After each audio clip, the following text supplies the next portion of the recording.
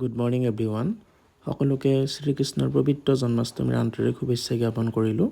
আজি মই এটা অৱশ্যে বেলেগ তথ্যহে দিব বিচাৰিছোঁ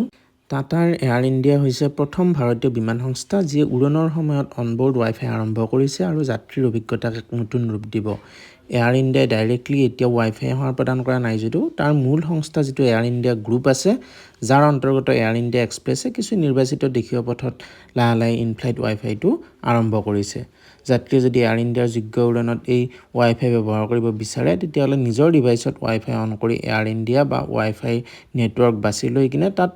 নিজৰ PNR নাম্বাৰটো দিব লাগিব আৰু